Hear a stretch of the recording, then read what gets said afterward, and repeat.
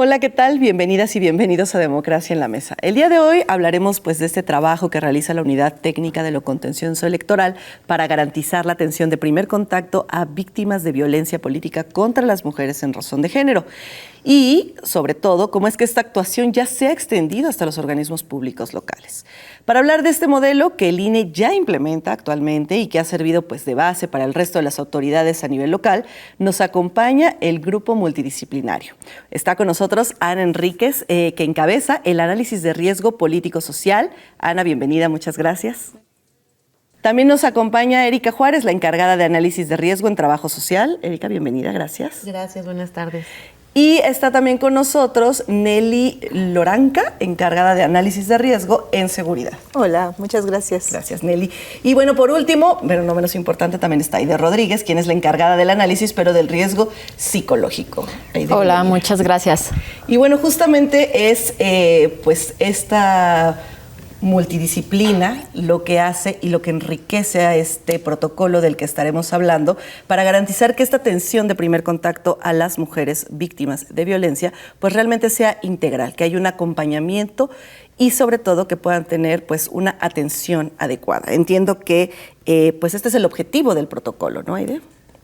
Así es garantizar que las mujeres reciban una atención con perspectiva de género basada en sus derechos humanos para que no haya una revictimización y que además ha cambiado también la manera en que se tiene que trabajar con las mujeres. Entonces, que las personas podamos tener herramientas que nos ayuden a brindar y a garantizar precisamente una atención adecuada a las mujeres que quieren presentar una queja o denuncia por violencia política contra las mujeres en razón de género. Pero tal vez valdría la pena que antes de que hablemos un poco más del protocolo podamos platicar o decir qué es la violencia política en razón de género. Estamos en una contienda electoral en donde se prevé que hay un gran número de mujeres y esto nos obliga a conocer realmente qué es la violencia política. ¿Quién quiere decirnos? Yo. A ver. Pues mira, la violencia política contra las mujeres en razón de género está definida en la Ley General de Acceso de las Mujeres a una Vida Libre de Violencia cuando se modificaron distintas leyes que fue en abril del 2020. En la definición nos habla de que se trata de acciones o omisiones que están basadas en el género y que impiden el ejercicio pleno de los derechos políticos electorales de las mujeres. Esta violencia política puede ser cometida por distintos actores, pueden ser actores políticos, puede ser gente de su mismo partido político, pero también pueden ser ciudadanos. Entonces realmente cualquiera puede ser quien cometa la violencia política. Se puede dar tanto en el ámbito público como en el ámbito privado. La misma ley nos señala 20 conductas, pero también añade que son cualquier otras que dañen o lesionen a las mujeres en el ejercicio de su cargo por cuestiones de género.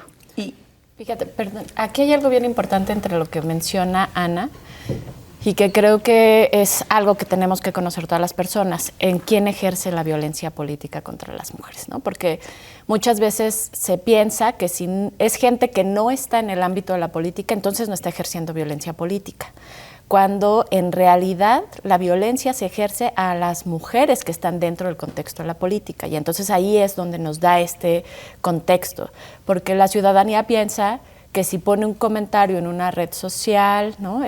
O en algún medio, no está ejerciendo violencia, está haciendo uso de su expresión, de su libertad para expresarse. Y lo que tenemos que aprender es que sí podemos expresarnos, ¿no? Es nuestra libertad, pero también tenemos que saber cuándo esa expresión está siendo violenta para la persona a la que está dirigida. Se puede decir que nuestro derecho termina donde empieza el derecho del otro, ¿no? Así es. Y también creo que un tema importante, Erika, es ¿la violencia política solo la ejercen los hombres en contra de las mujeres? ¿O también hay casos de mujeres que ejercen violencia política contra las mujeres? No, también hay casos de mujeres ejerciendo violencia política por los elementos que ya han comentado mis compañeras. Acá lo importante es determinar a quién va dirigida la violencia que se está ejerciendo. Y bueno, dentro de todo esto, es que surge, me imagino, la necesidad de la creación de este protocolo como tal, ¿no, Nelly? Se llega a la conclusión de que de alguna manera hay que ser más eficientes, más eficaces y sobre todo atender de una manera mucho más inmediata el fenómeno. Así es. Justamente por eso decidimos se vio la necesidad de poder construir este protocolo En el INE ya teníamos un protocolo de atención a víctimas que justamente llamó mucho la atención de los organismos públicos locales electorales. Entonces, ellos a su vez empezaron a buscarnos atendiendo a sus propias necesidades, porque evidentemente eran distintas a las que tiene el Instituto Nacional Electoral. Entonces se observó que era importante construir un documento en el que ellos pudieran basarse, por eso es un protocolo modelo, para que los organismos públicos locales electorales, las personas que brindan atención de primer contacto y las personas que sustancian los procedimientos en materia de violencia política contra las mujeres en razón de género, tuvieran una base para poder realizar sus propios documentos, sus propios protocolos, en los cuales se puedan detener las bases principales para la atención de primer contacto, para identificar factores de riesgo, para emitir medidas de protección y para construir planes de seguridad. ¿Por qué es tan importante esta atención de primer contacto? Porque justamente está buscando la no revictimización de las mujeres. Normalmente o en muchas otras instituciones, cuando llegan las mujeres a pedir una atención o una orientación, en algunos casos se les llega a revictimizar, ¿no? Te dicen, aquí no es, pero no te dicen dónde es, o simplemente no te brinda la atención, te retardan más tiempo de lo normal. Entonces es muy importante tener una base respecto de lo que no debes hacer y respecto de lo que sí debes hacer durante la atención que se brinda a la mujer cuando llega ante algún organismo público local electoral a solicitar ya sea la orientación, la asesoría o porque quiere presentar una queja o denuncia o porque no sabe si los hechos que están ocurriendo en su contra son o no constitutivos de violencia política contra las mujeres en razón de género.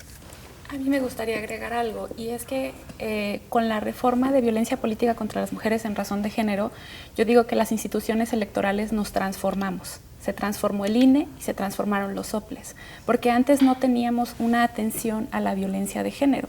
Y entonces funcionarios que estaban antes acostumbrados o funcionarias que estaban acostumbradas antes a solo tratar con expedientes, de repente ahora están tratando con mujeres víctimas. Y eso ha requerido que nos preparemos, que nos organicemos y que tengamos como una estructura. Volviendo al origen del protocolo, cuando nosotras presentábamos el protocolo, empezaba a surgir la inquietud de algunos OPLE de querer replicar nuestro protocolo, pero ellos no contaban con un grupo multidisciplinario. Entonces dijimos, ¿qué herramienta les podemos proporcionar a ellos para que también estandaricen esta atención de primer contacto? Que en otros ejercicios que nosotros hicimos, como el Diagnóstico Nacional para la Atención de la Violencia Política contra las Mujeres en Razón de Género, nos dimos cuenta que era muy variada, que la atención podía ser muy variada, a lo mejor con buenas prácticas en distintos estados, pero variada. Y entonces decíamos, ¿cómo se puede homogenizar un poco más esta atención para que cualquier mujer que acuda a solicitar estos servicios pueda recibir una atención completa? Y creo que también valdría la pena un poco destacar ¿por qué los soples están teniendo esta necesidad, ¿no? En los números y en las estadísticas vemos que sí estamos teniendo un alto número de denuncias, pero la mayoría de esas denuncias no son tramitadas por el INE porque no nos involucra directamente como autoridad nacional, ¿no, Aide? Así es, donde vemos el mayor número de incidencias de violencia es en lo local.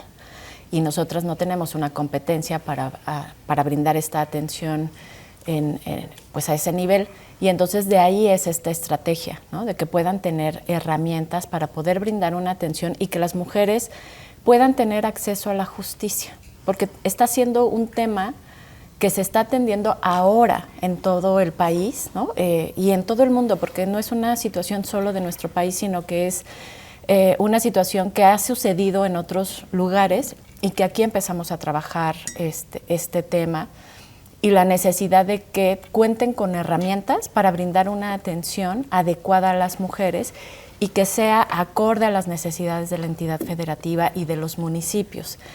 Porque algo que pasa es que si se quiere brindar una atención tal cual se brinda a nivel nacional, no se están considerando las características que se tienen en la región. Y eso es bien importante, ¿no? Considerar qué sucede en cada entidad, porque acorde a eso es la atención que se tiene que brindar. Y entonces, por eso surgió hoy la necesidad de tener herramientas para quienes trabajamos en estas instituciones con el tema de la violencia política contra las mujeres. Y me imagino que pues ya con eso, Erika, pues tendrán que estar capacitando a los soples, ¿no? Yéndoles a mostrar este protocolo que el instituto implementó y ver de qué manera pues orientarlos para que sea ya todo muy pues regionalizado o muy de acuerdo a las necesidades específicas de cada estado, ¿no?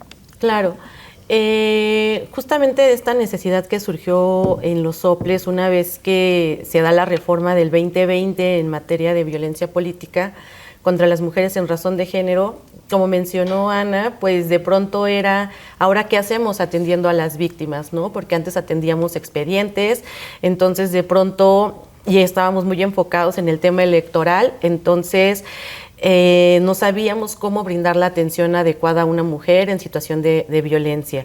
Entonces, pues sí se han generado sinergias institucionales con los soples para programar mecanismos de capacitación y de sensibilización en derechos humanos de las mujeres, qué es la violencia política contra las mujeres en razón de género, cómo se brinda la atención de primer contacto, cuál es la distribución de competencias, la atención inicial a las víctimas, justamente para evitar la revictimización. Un elemento que también es bien importante es que los OPLES deben de tener en cuenta que en ellos recae la atención de primer contacto una vez que no tienen pues estos grupos multidisciplinarios, entonces deben centrar sus esfuerzos en poder capacitar al personal que va a estar brindando esta atención de primer contacto. Perfecto. Pues hemos hablado mucho de esta atención de primer contacto y justo creo que lo que nos ha estado haciendo falta es hablar ya en sí del protocolo, ¿no? ¿Qué es lo que implica, cómo funciona? Pero antes de hacerlo, quédense con nosotros, vamos a hacer una breve pausa y regresamos. Estamos aquí en Democracia en la Mesa.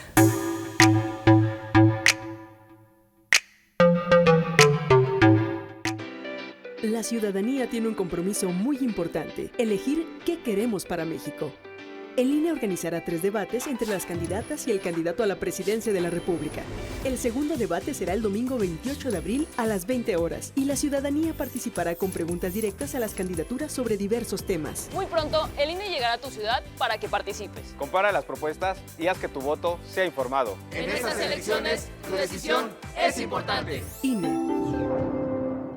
Hace 70 años se reconoció a las mujeres mexicanas el derecho al voto para participar en las elecciones federales. Hoy conmemoramos este derecho y reconocemos los avances con las reformas y la paridad en todo, pero aún enfrentamos grandes retos. Es momento de seguir alzando la voz y de ser parte de la toma de decisiones en nuestro país. Infórmate, participa y vota. En estas elecciones, con mi INE, participo. INE.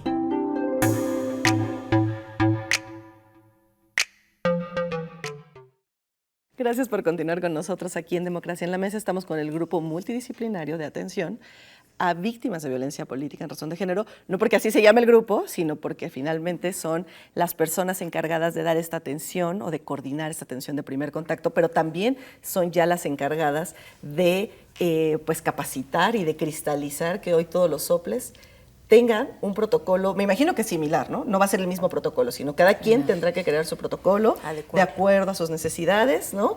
Entonces, ahora sí hablemos o cuéntenme cuáles son los aspectos fundamentales de este protocolo que es tan importante para el instituto, a tal grado que pues hoy los 32 estados están requiriendo tener su propio protocolo. ¿Quién quiere empezar? Yo. El protocolo tiene 5 ejes que están destinados a la atención, que son justo la atención de primer contacto, de la que ya estuvimos platicando, los primeros auxilios psicológicos, los factores de riesgo, las medidas de protección y el plan de seguridad, ¿no? Estos temas ahorita los podemos desarrollar más ampliamente, pero están enfocados hacia la atención que van a recibir las mujeres que presenten una denuncia. Y tiene otros 2 aspectos fundamentales que son para que funcione el protocolo, que van dirigidos al personal, que son la sensibilización y capacitación que debe recibir este personal, y también aquellas medidas de autocuidado que tiene que tener el personal, ya que todo el personal que atendemos casos de violencia tenemos que tener estas medidas.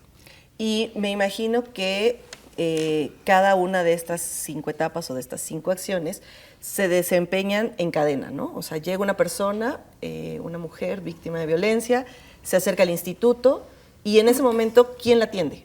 ¿Ustedes directamente? ¿Un funcionario del INE? ¿Cualquier funcionario del INE lo puede hacer? ¿Cómo es que funciona esto? No es en cadena, sino más bien es es acorde a lo que se requiere, ¿no? Que eso es algo importante en este sentido también de lo que mencionaba hace rato Ana, de homologar la atención. Homologar la atención es considerar qué aspectos son importantes para ella. Y el centro de la atención son las mujeres. No es el procedimiento en sí, sino las mujeres y lo que ellas necesitan y o sea, hasta dónde podemos, ¿no? El alcance que tenemos, perdón. Y entonces, de ahí es, si llegan, pueden llegar de distintas formas. Pueden hablar por teléfono solicitando la orientación, ¿no? Preguntando qué necesitan para poner una queja. Puede ser vía correo telefónico, para también un correo electrónico en donde nos piden información, o puede ser ya presentando el escrito. ¿Ya? Eso es lo que más sucede en el instituto, ¿no? Que llega el escrito de queja o que nos hablan por teléfono, o bien que llega un correo electrónico en donde solicitan la orientación para presentar una queja y nosotras les damos respuesta.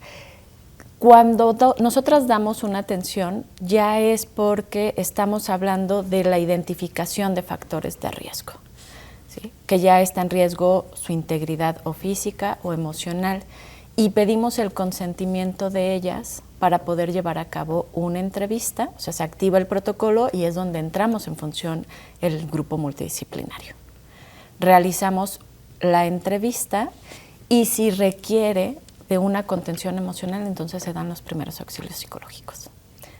Y ahí me imagino que empieza pues ya a hacerse una evaluación, ¿no? De a ver todo lo que necesita, si necesita hacerse un riesgo en materia de seguridad, un riesgo en el tema político-social, todo esto de alguna manera empieza detonándose en función de esta entrevista. Pues en realidad, por ejemplo, en el INE, el protocolo del INE sí justamente, al contar con un grupo multidisciplinario, intervenimos las 4 para poder identificar factores de riesgo y hacer un análisis de riesgo. Aquí la situación, y es uno de los aspectos más importantes del protocolo, es que los organismos públicos locales en su mayoría no cuentan con grupos multidisciplinarios por una cuestión de recursos, por una cuestión de incluso de que no tienen el personal suficiente. Entonces, distintos factores influyen. Entonces, no cuentan con un grupo multidisciplinario. Entonces, es aquí donde buscamos cómo entonces pueden identificar cuál es la situación de riesgo en que se encuentra una mujer. Entonces, cuando se llega a presentar de manera directa a una mujer, cualquier persona servidora pública que la atienda tiene la obligación de poder brindar, o tiene que tener la sensibilización y la capacitación adecuados para brindar atención de primer contacto y, en su caso, identificar si está en riesgo su vida, su libertad o su integridad, para poder hacer una valoración y, en su caso, sugerir o proponer alguna medida de protección. Si la mujer no se presenta de manera presencial, física, y envía su denuncia o queja por escrito, entonces el área encargada de la sustanciación de la queja tendrá que valorar y tener la sensibilización de poder identificar si hay alguna situación de riesgo que amerite ordenar una medida de protección o tener una entrevista con ella para poder identificar otros factores de riesgo.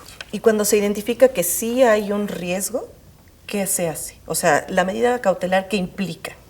Bueno, hay medidas cautelares y hay medidas de protección. Okay. En el protocolo modelo hablamos en general de las medidas de protección, porque estas van dirigidas a proteger aspectos primordiales como son la vida, la libertad y la integridad tanto física como emocional. A diferencia de que las medidas cautelares sí protegen derechos, pero protegen derechos político-electorales. Es decir, que si está cometiendo una conducta que violenta algún derecho político y electoral de las mujeres, esta no se siga cometiendo. Sin embargo, las medidas de protección pues atienden a lo primordial, ¿no? Al riesgo en el que se puede encontrar una mujer. Y bueno, también hay un tema muy real que es las mujeres en una contienda política como la que estamos pues ya por comenzar o estaremos comenzando en estos días, se encuentran en situaciones pues complejas, ¿no? Porque a lo mejor esta violencia contra ellas es en función o para obligarlas a que no participen en la contienda, ¿no? ¿Cómo esta atención de primer contacto de alguna manera podría apoyarlas? Pues Una de las medidas de protección que se pueden dictar son los planes de seguridad. Estos planes de seguridad justamente son estrategias de autocuidado que a ellas les podría favorecer o ayudar a mitigar estos riesgos que ellas identifican. Entonces, una vez este plan de seguridad se elabora en conjunto con la mujer y lo elabora el personal de primer contacto que está brindando la atención, y trata justamente de identificar aquellas estrategias de autocuidado que ella ya ha estado implementando o bien sugerirle algunas en función de los riesgos que se han identificado a lo largo de la atención.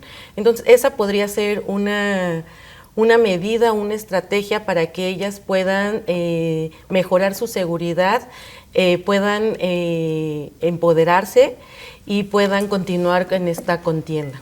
De alguna manera, esta atención de primer contacto es como una forma de contención a la violencia que de alguna manera están recibiendo. La atención busca prevenir, es decir, si ya ellas están sufriendo violencia, cuando ellas requieren de una atención, la atención va enfocada en detener esa violencia.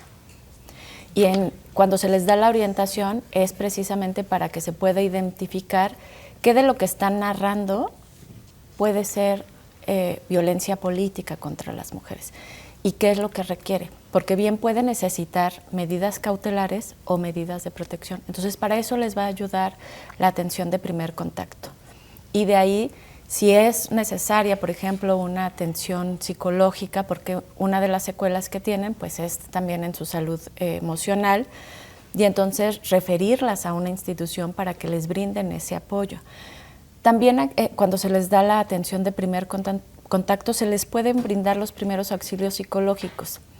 Esos para qué nos sirven, tiene que ver con una cuestión de contención, como lo mencionaste, porque en la narrativa pueden ellas estar reviviendo lo que les sucedió. Es decir, están volviendo a pasar por las situaciones de violencia y eso puede alterarlas emocionalmente, presentar una crisis en donde requerimos brindarles este apoyo, esta contención, y de ahí identificar si requieren de una atención ya especializada, pero el personal que brinda esta atención debe contar con estos, primero, conocimientos teóricos y con estas habilidades o competencias para poder brindar esta contención. En el instituto están las personas de primer contacto tanto en juntas locales como en las juntas distritales. Y los OPLES pues también tienen a su personal que ha designado para que brinden esta atención. Y me imagino que la atención, pues este protocolo marco, ¿no? modelo, este protocolo modelo, va a servir como para sentar las bases de los demás. Pero cada estado va a tener que crear su propio protocolo, ¿o ese es el objetivo que buscamos alcanzar o lograr? Sí, así es, lo que platicaban hace un momento. La intención es tener una homologación, ¿no? ¿Y la homologación para qué nos sirve? Pues para dar certeza a la mujer, es dar certeza de que va a ser escuchada, de que va a ser atendida, de que va a ser orientada y que en su caso se van a realizar todas las acciones necesarias para llevar su procedimiento conforme a derecho. Esto le va a dar esta certeza jurídica y de que además se van a respetar sus derechos, se presente en el INE, se presente en un OPLE, se presente en una junta. Esto es lo que se busca con la homologación. Eso está muy interesante, por favor. Me gustaría añadir algo respecto de lo que decía Aide y que ahorita dice Nelly, y es que tanto este protocolo modelo como el protocolo del INE y toda la atención que brindamos en materia de violencia política contra las mujeres en razón de género está enfocada en que ellas puedan continuar con el ejercicio de sus derechos políticos y electorales. O sea, busca protegerlas en el ejercicio de sus derechos políticos y electorales. Muchas veces ellas al presentar una queja acceden ya sea a medidas cautelares o a medidas de protección o simplemente la orientación o un servicio al que se le canalice le ayuda a poder continuar con sus derechos políticos y electorales, que es uno de los objetivos que tiene esta atención. Ese es un tema importante porque de alguna manera, pues en medio de este proceso electoral en el que nos encontramos, el garantizar el ejercicio pleno de estos derechos es fundamental. ¿Y qué les parece si ahorita seguimos hablando del tema? Porque se nos ha acabado el bloque, pero regresamos aquí a Democracia en la Mesa.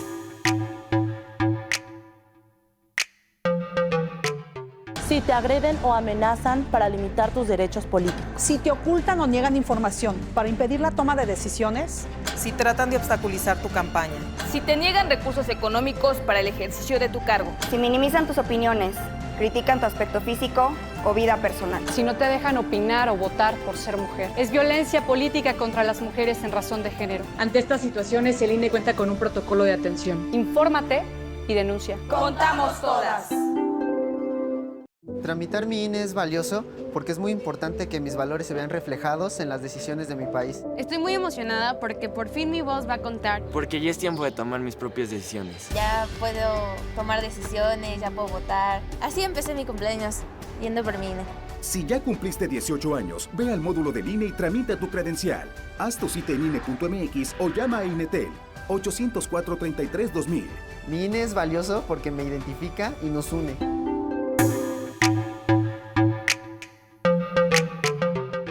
Tramitar mi INE es valioso porque es muy importante que mis valores se vean reflejados en las decisiones de mi país. Estoy muy emocionada porque por fin mi voz va a contar. Porque ya es tiempo de tomar mis propias decisiones. Ya puedo tomar decisiones, ya puedo votar. Así empecé mi cumpleaños, yendo por mi INE. Si ya cumpliste 18 años, ve al módulo del INE y tramita tu credencial. Haz tu cita en INE.mx o llama a INETEL 804-33-2000. Mi INE es valioso porque me identifica y nos une. ¿Qué pasaría si pierdo mi INE? Pues prácticamente perdería el derecho al voto. No existiría mi identidad. Perdería el derecho a la democracia. No podría hacer valer mi opinión. Sin mi INE no podría hacer nada porque me la piden en todos lados para todos los trámites. Si perdiste tu credencial o perdió vigencia, acude al módulo y actualízala. Haz tu cita en INETEL 804-33-2000 o en INE.mx. Mi INE es valioso porque me identifica y nos une.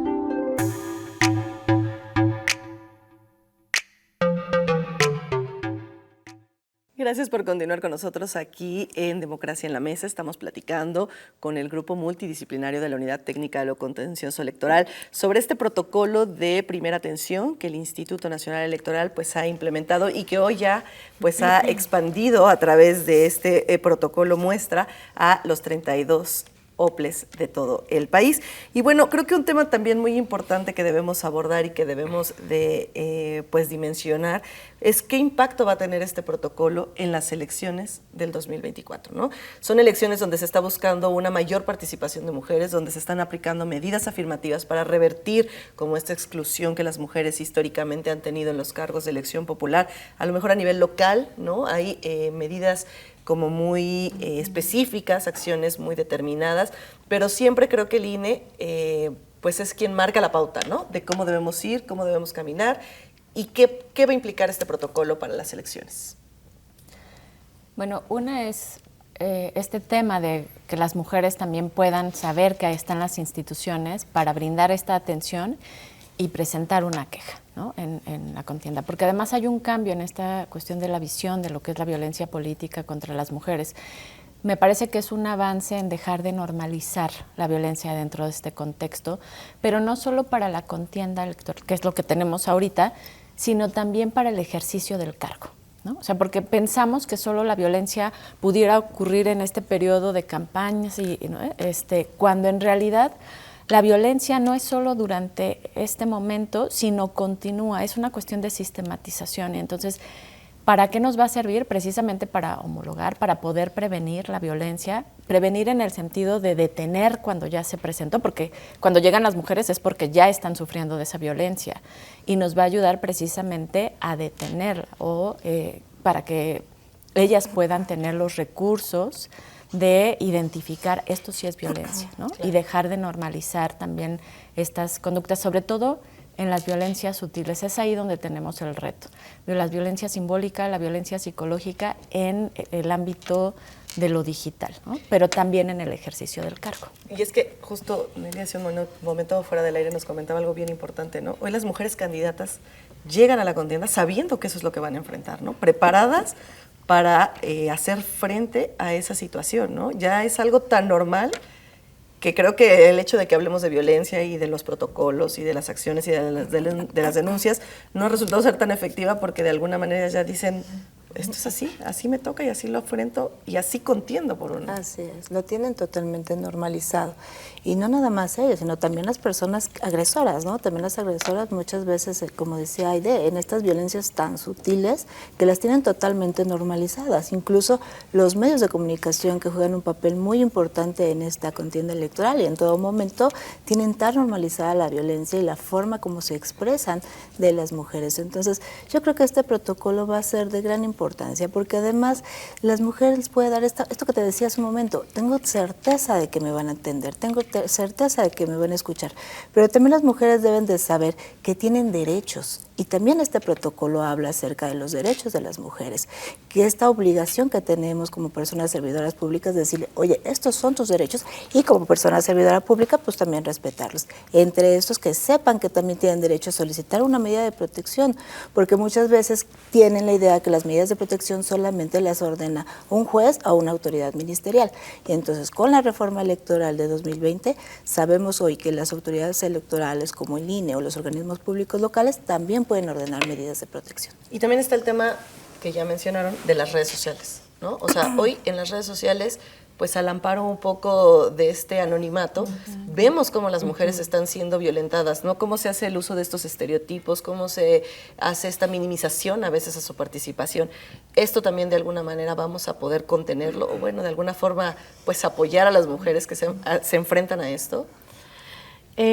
Justamente ese creo que es uno de los grandes retos, ¿no? El incremento de estas expresiones de violencia en medios digitales, como bien decías, escudados en el anonimato, estos perfiles falsos que se crean para atacar a las mujeres, para invalidarlas, para ofenderlas, para violentarlas, pues representa un gran reto a contener, ¿no? En este proceso electoral.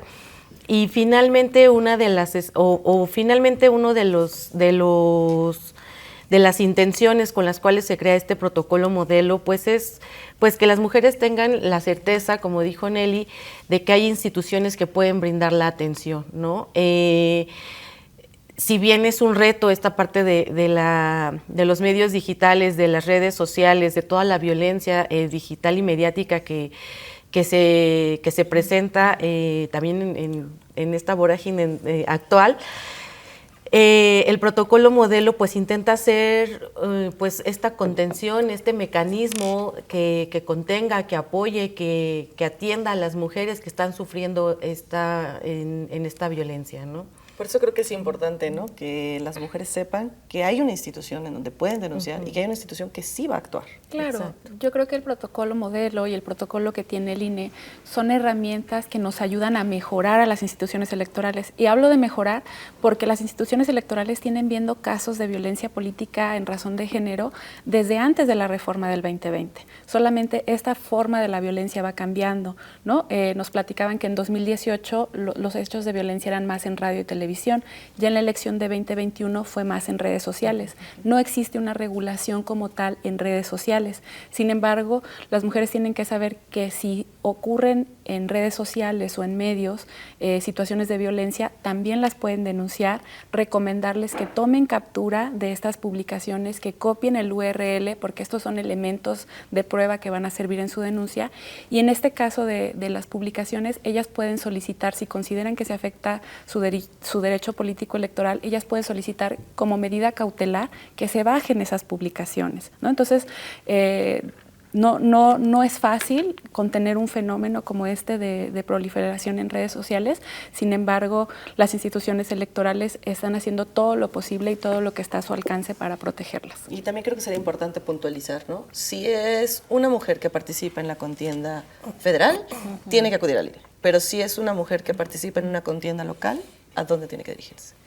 Tiene que ir a los OPLES, ¿no? A los organismos públicos locales. Y esto es bien importante porque eso reduce la revictimización. O sea, si una mujer llega a una institución en donde no es de la competencia para brindarle la atención, retrasa el acceso a la justicia. Y no es porque no quiera brindársele la atención, sino más bien porque no es competencia de la institución. Entonces, sí que tengan esta claridad de Si es de lo local, tendrían que ir al organismo público local, y si es de lo federal, al Instituto Nacional Electoral, para que se les brinde la atención adecuada, acorde a las necesidades particulares que tiene cada caso. Porque, insisto, no es una cuestión, cuando hablamos de homologación, no es que se va a seguir así, ¿no?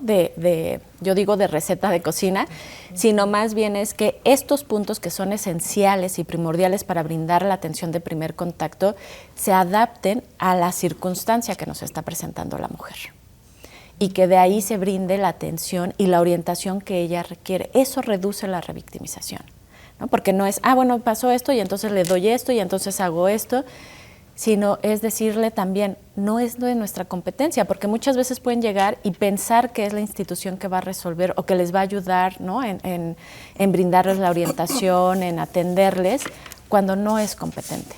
Y entonces sí identificar que si es de lo local, a los organismos públicos locales, y el federal, al Instituto Nacional Electoral. Y este tema de las violencias, o sea, no lo vamos a detener,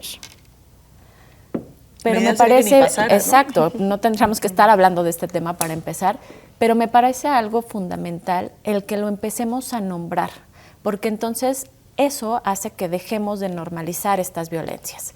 Y las violencias sutiles son de las que tenemos que hablar ahora, ¿no? Antes se hablaba mucho de la violencia física y de la violencia sexual, y hubo un cambio ahí.